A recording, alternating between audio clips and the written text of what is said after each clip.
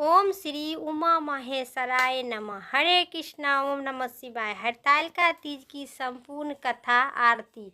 इस कथा के सुनने से भगवान भक्तों को सदा सुहागन की प्राप्त करती है और हरतालिका तीज की संपूर्ण कथा सुनने से यह पूजा के बाद तीज की कथा पूरे सुने। इस कथा को सुनने से 100 यज्ञ यज्ञ की फल की प्राप्ति होती है। हरतालिका तीज भाद्रपद मास के शुक्ल पक्ष तृतीया तिथि को पूजा की जाती है और माता एवं बहनें अखंड सौभाग्यवती के लिए भगवान भोलेनाथ माता पार्वती की पसंद करने के लिए पूजा विधि विधान से करते हैं, उन्हें कथा सुनते हैं। तो कथा का पूरा विस्तार से करें, मंचित और श्रद्धा भाव से कथा पूरा श्रवण जरूर करें। बोले माता पार्वती भोले बाबा की जय। कथा विस्तार से। हरतालिका तीज का व्रत की कथा। देवी सती के शिव जी की पति के रूप में प्रेम और पद प्राप्त के लिए यह कथा हमें सती के त्याग और शिव जी की भक्ति के महत्व को समझाती है। हरतालिका तीज की व्रत की कथा भाद्रपद मास के कृष्ण पक्ष तृतीया तिथि को होती है। जो पुराणों के अनुसार महादेव के पुत्र ब्रह्मदेव के पुत्र दक्ष प्रजापति की एक पुत्री थी जिनका नाम सती था। देवी सती भगवान शिव की परम भक्त थी और तपस्या से शिव जी को प्रसन्न के लिए और अपनी पति के रूप में प्राप्त की।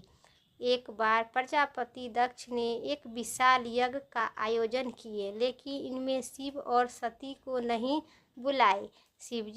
शिव मना करने के बाद भी देवी सती बिना निमंत्रण के उस यज्ञ में पहुंच गए। जब देवी सती ने उस यज्ञ में पहुंचे तो अपने पति और का अपमान देखकर यह कुंड में कूद गए, आत्म त्याग दिए। इस घटना से शिव को बहुत ही शौक हुआ और ये योग निंदा से यानी तपस्या करने चले गए। देवी सती ने अगले जन्म में हिमालय के पुत्री पार्वती के रूप में जन्म लिया।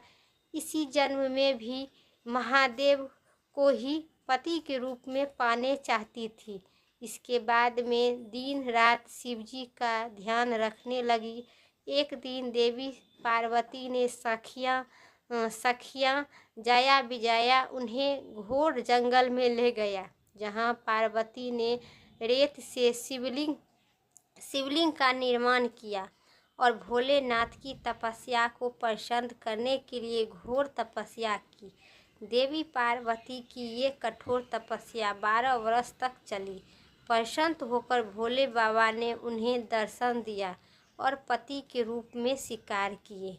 इस तपस्या से हरतालिका तीज के व्रत भाद्रपद मास के शुक्ल पक्ष के तृतीया कहते हैं कि मंदिर में जो माला से जिन पार्वती का अलौकित है और मुंड की माला से जिन शिव जी की जटा अलौकित है, जो पार्वती दिव्य वस्त्र धारण की है, जो शिव जी दिगंबर नंग है, ऐसी श्री पार्वती तथा शिव जी को प्रणाम करता हूँ।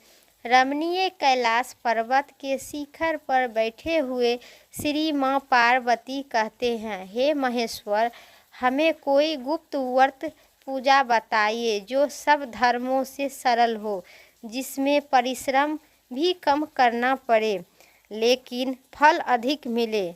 हे नाथ, यदि आप मुझ पर प्रसन्न हो तो ऐसा विधान बताइए।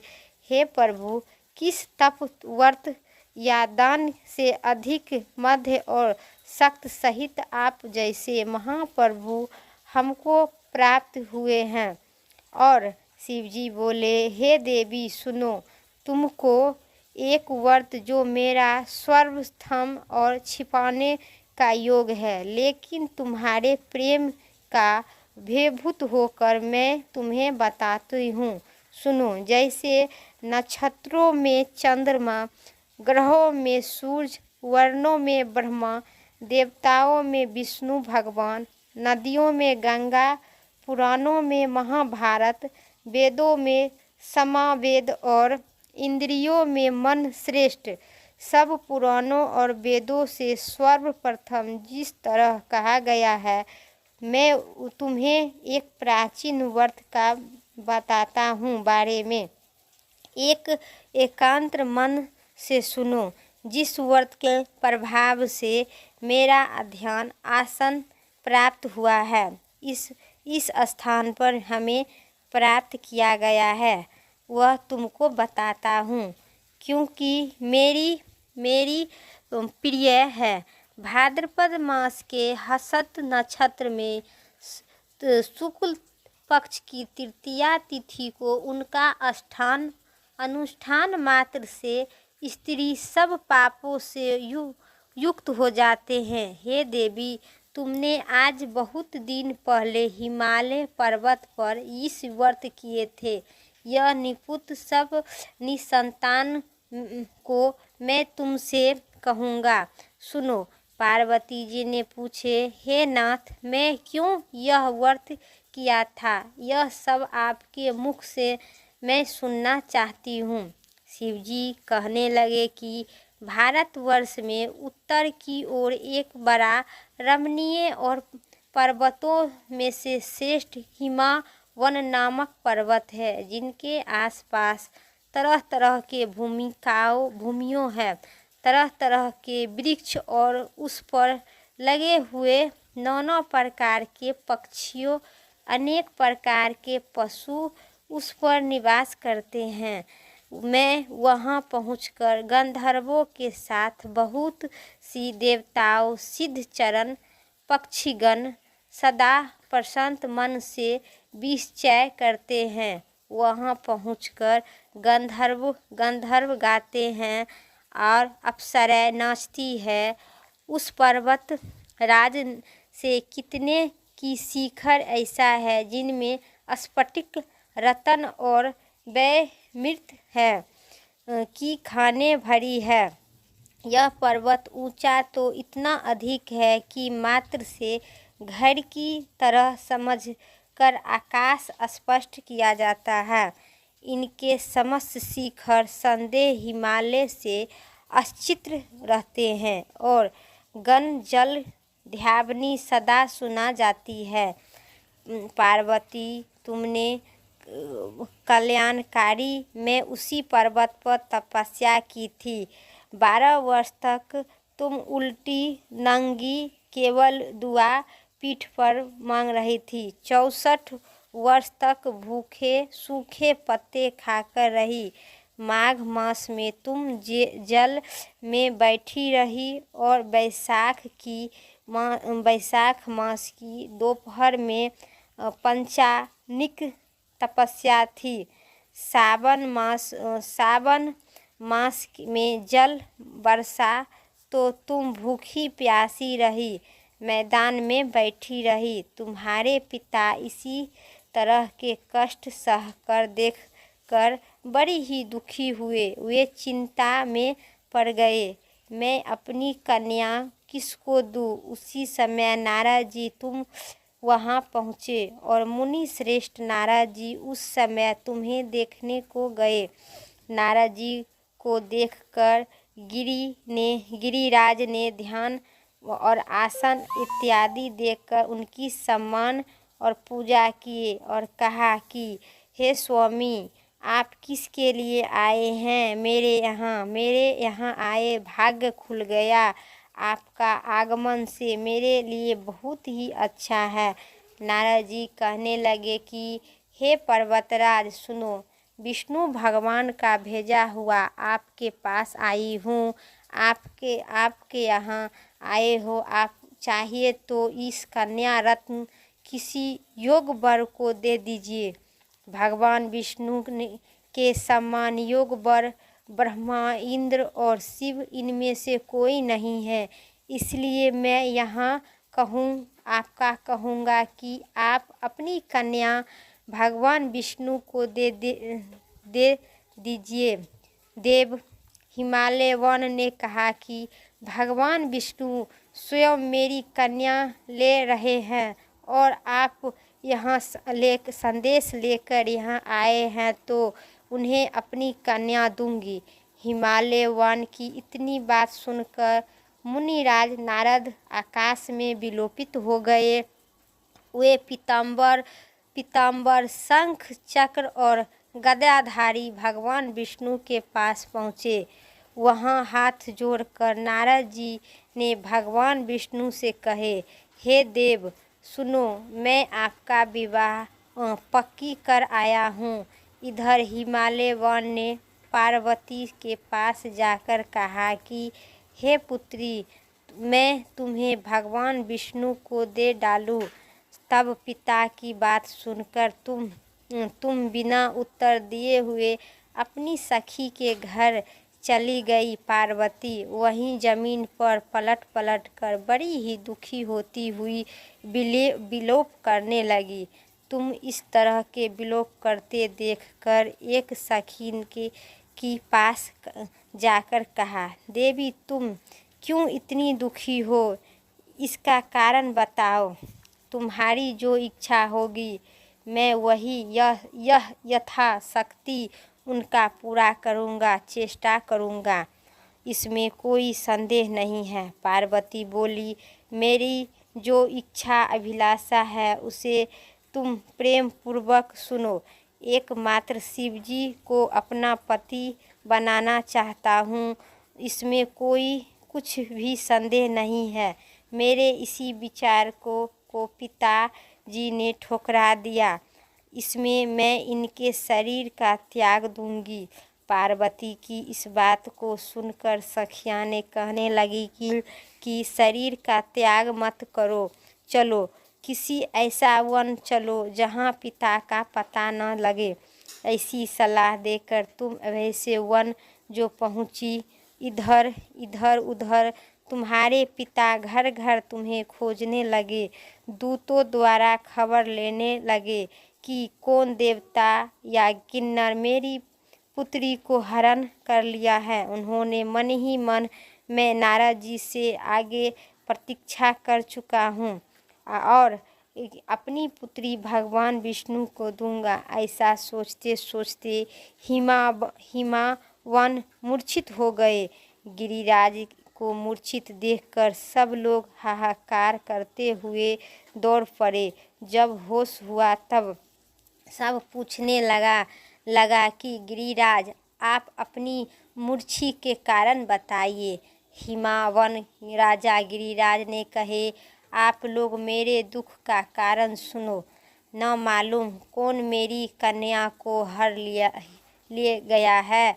ऐसे नहीं हुआ तो उसे किसी काल सांप के काट लिया है या सिंह खो गया है या हाय हाय मेरी बेटी कहाँ गई, इसी दुष्ट ने मेरी पुत्री को मार डाला। ऐसा कहकर वे वायु से झोंके कांपते हुए वृक्ष के समान कांपने लगे। राजा गिरिराज ने इसके बाद हिमावन तुम्हें वन खोजने लगे। वहाँ वन भी सिंह भालू सिंहासन जंतुओं से भरा भयंकर के सम हो गए थे। तुम भी अपनी सखियों के साथ उस भयंकर वन में चली एक ऐसा जगह पहुंची जहां एक नदी वहां रही थी। नदी बह रही थी। उनके रमणीय तट पर एक बड़ी सी कंदार थी। तुमने उसी कंदार के आश्रम में बना लिया और मेरी एक बालू कामनी प्रतीक्षा बनकर अपनी सखियों के साथ निहार रहने लगी। आधार करते हुए जब भाद्रपद मास के शुक्ल पक्ष की हस्तना युक्त नक्षत्र तृतीया तिथि प्राप्त हुई, तब तुम्हें वहाँ विधि पूर्वक पूजा की और रात भर जागकर गीत गाकर और मुझे प्रसन्न करने में करी। उसी व्रत राज से प्रभाव से मेरे आसन डगमगा उठा, जिसमें मैं तत्काल उस स्थान पर पहुंचा जहां तुम अपनी सखियां के साथ रहती थी। वहां पहुंचकर मैंने कहा कि तुम पर प्रसन्न हूँ। बोलो क्या चाहती हूँ। तुम्हें कहा, मेरे देवता, यदि आप मेरे ऊपर प्रसन्न हो तो मेरे पति बनो। मैं यथास्तु कहा। कैलाश पर्वत पर वापस आने पर तुमने यह प्रतीक्षा नदी में प्रवाहित कर रही थी प्रतीक्षा को, और सखियों के साथ उस महाव्रत का पारण किया। और हिमावन भी तब तक उस वन में तुम्हें खोजते हुए पहुंचा। चारों दिशाओं में तुम्हारी खोज करते करते व्याकुल हो चुके थे। इसे तुम्हारे आश्रम समीप पहुँचे और पहुंचकर गिर पड़े। थोड़ी देर बाद उन्होंने नदी के तट पर 2 कन्या देखी। देखते हुए उन्होंने तुम्हें छाती से लगा लिया और कहा, और विलोकित मत करो। तुम सिंह, व्यासनी इत्यादि जंतुओं से भरा इस वन में क्यों पहुंची हो। पार्वती ने उत्तर की दिशा, हे पिताजी, मैं पहले ही अपने आप को शिवजी को हाथ सौंप दिया है। आपने मेरी बात टांग दी, इससे मैं यहाँ चली आई। हिमावल गिरिराज ने संदा दिया, और हे पुत्री, मैं तुम्हारी इच्छा के विरुद्ध कुछ न करूँगा। तुम्हें अपने साथ ले घर चलिए और मेरे साथ तुम्हारे विवाह कर दूंगी। इसी में तुमने मेरा अध्यासन प्रयास किया। तब से आज तक किसी के सम्मान मुझे यह प्रकट करने का अवसर नहीं प्राप्त हुआ और नहीं हुआ। हे देवी, मैं यह बताना चाहता हूँ कि इस व्रत को हरतालिका व्रत के नाम से क्यों पड़ा। तुमने सखियाँ हर ले गई, इसी तरह से हरतालिका व्रत का नाम पड़ा। इस पर पार्वती जी ने कहा, हे प्रभु, आपने नाम बताया तो अब विधि भी बताइए। इसका क्या पुण्य है, क्या फल है, और यह व्रत कौन करे। श्री शिवजी पार्वती जी से कहने लगे, हे देवी, मैं स्त्री जाति की भलाई के लिए यह उत्तम व्रत बताता हूँ, जो स्त्री अपने सौभाग्य के लिए रक्षा करनी चाहती है वह रत्नपूर्वक इस व्रत को करो। पहले कदली वे भोग इत्यादि से सुशोभित एक सुंदर मंडप बनाओ।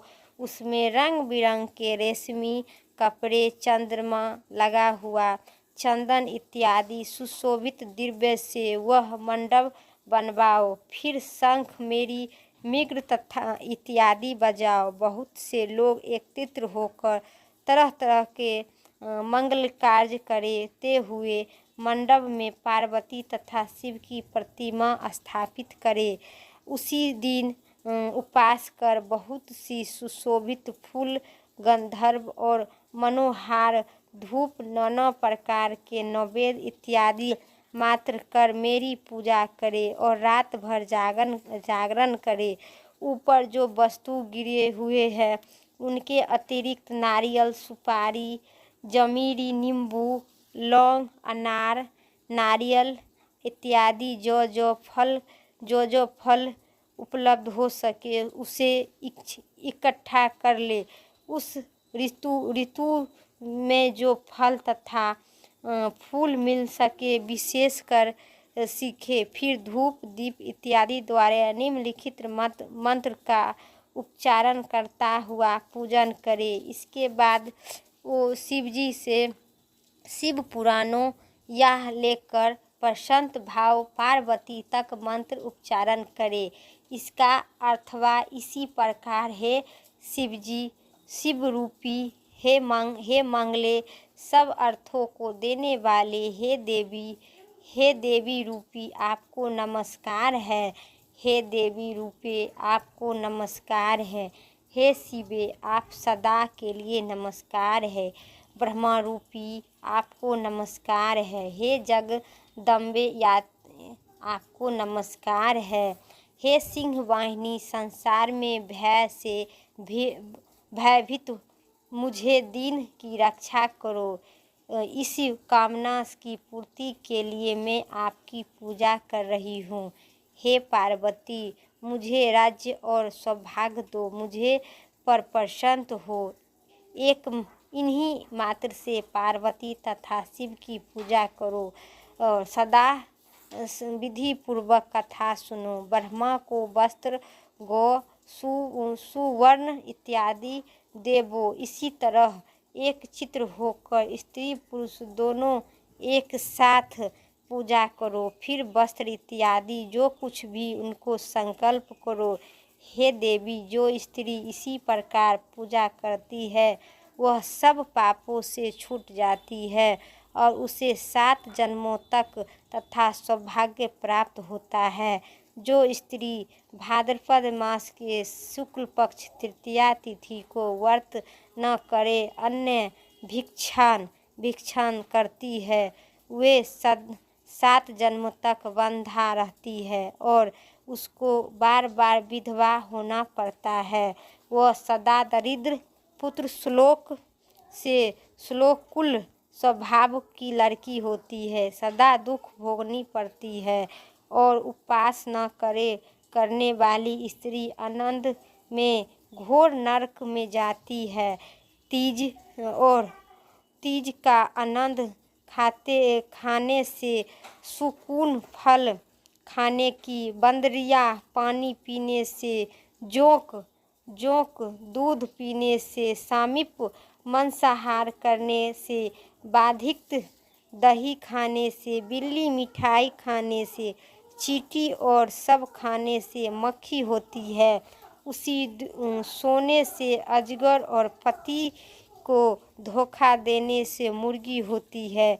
इसलिए हर स्त्री व्रत अवश्य करे। दूसरे दिन सुवर्ण, चांदी, तांबा तथा वस्त्र के पात्र से आनंद जल भरकर ब्रह्मा को दान दे और पारण करे। जो स्त्री इसी प्रकार व्रत करती है वह मेरे समान पति प्राप्त होते हैं और जब वह मरने लगती है तो तुम्हारे समान रूप हो जाती है।